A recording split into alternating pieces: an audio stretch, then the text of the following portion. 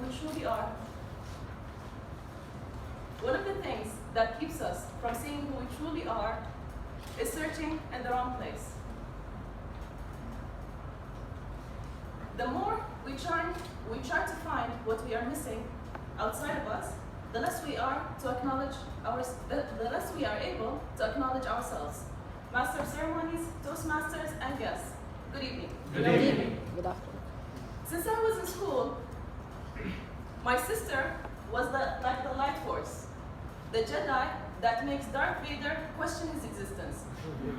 And as the Darth Vader, the Dark Force, I used to always watch her from a distance, and I used to always keep my distance in hiding and watch her from afar. I was a troublemaker in the family, and before every parents-teacher meeting, I would hide all of the slippers and shoes we have in the house so that my mom wouldn't be able to go. Although, when she manages to, she would hear two different stories. First, mashallah, your daughter is perfect, she smiles all the time, she's positive, she has a very bright future. My mom's smile grows even bigger. The second story, however, so where should I start? Your daughter plays pranks on us, jumps from classroom windows, and makes fights with the teachers. But she makes good marks. Although the last part was not her, it was ignored. As children, it is normal to be pranksters and mischievous. But if getting good marks wasn't good enough, so how can I be better? At that time, I thought that I wasn't good enough, and I didn't meet my parents' expectations. When I turned 16 years old, I decided to wear hijab.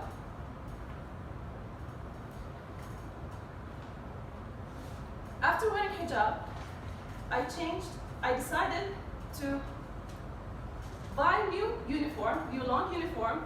long shirts, and make a better person of myself.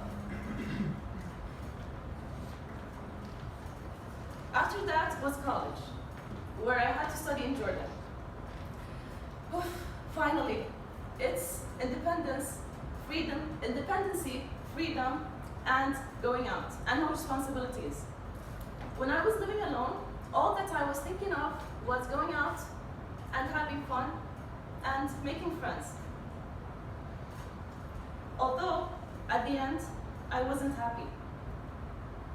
I was still feeling empty.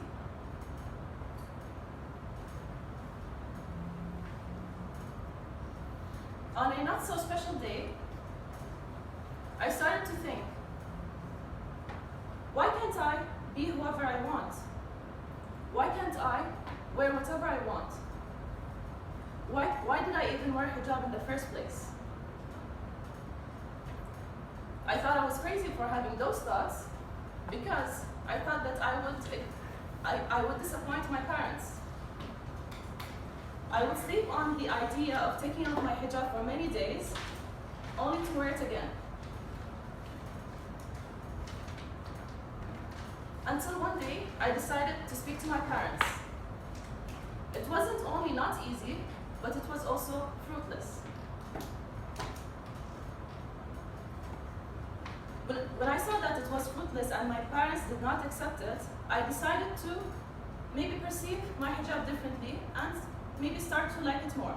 So I tried to change my styles, bought new scarves, only to feel about it still the same.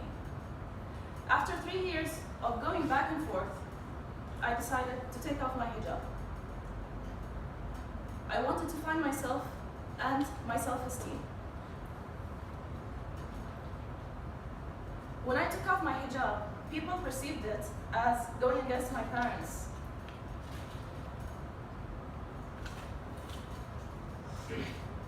One of the main problems that we miss, or that we tend to look, one of the main problems that we are facing is that we tend to forget who we are against the perception of how other people perceive us. We tend to see black and white, the light and the dark, the light and the dark, and forget what lies in between, what is truly there, and what makes them exist. Why are they there? I decided to find my self-esteem. When I was looking for my self-esteem, in other people, I couldn't find any results, and that's not it. I was searching in the wrong place. After being antisocial for a long time, I started to have fear of public speaking. Even doing my first icebreaker was very difficult. Because I didn't have many friends, I felt lonely. So I started to perceive myself negatively and started to judge myself in a negative way. At that moment, I realized that with running away from my problems and my negativities, I'm not acknowledging who I am as a person. So that was where I decided that I needed to have a look at myself, the negatives and the positives. With that, I started with reading books about negative emotions and how we deal with them, and went with motivational speeches, where to be happy with who we are, all of them had one thing in common, which was to find our passion. At that time, I didn't think much of it, since my work as an architect is something that I like doing. That should be it. But there was still something missing. So at that time, I had only one idea left, which was Toastmasters. The first time I came to join Toastmasters, my sister also joined at the same time. And at that time, I thought, not again. Not again. Not only did she finish 4 speeches fast, had less R's compared to having 35 R's and making the treasurer rich. You're welcome, treasurer.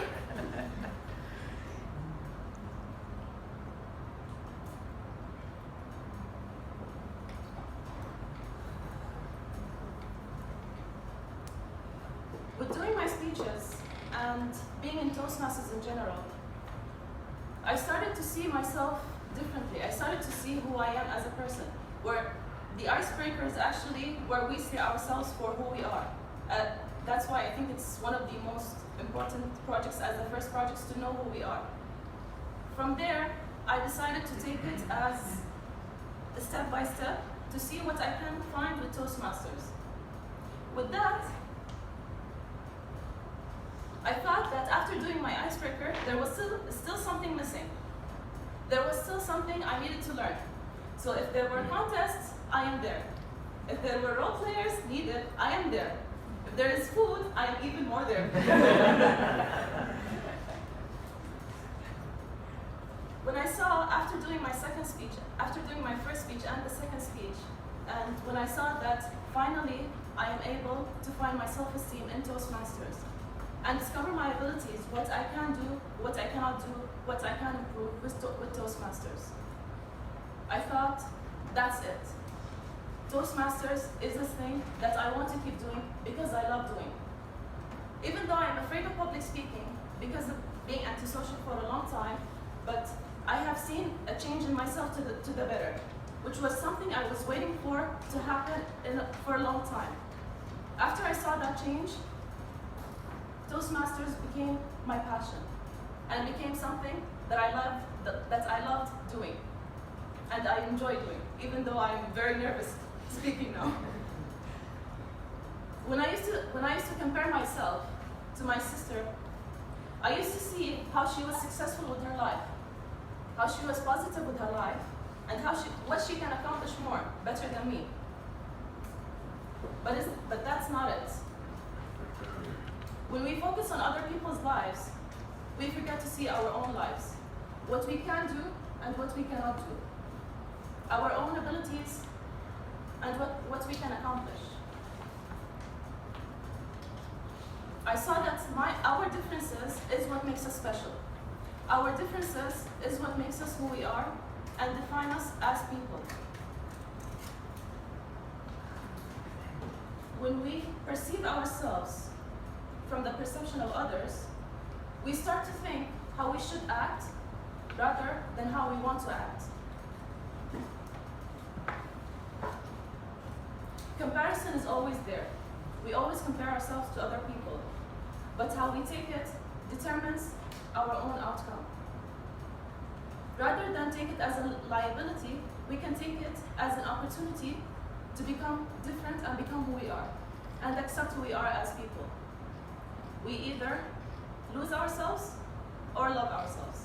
Back to you.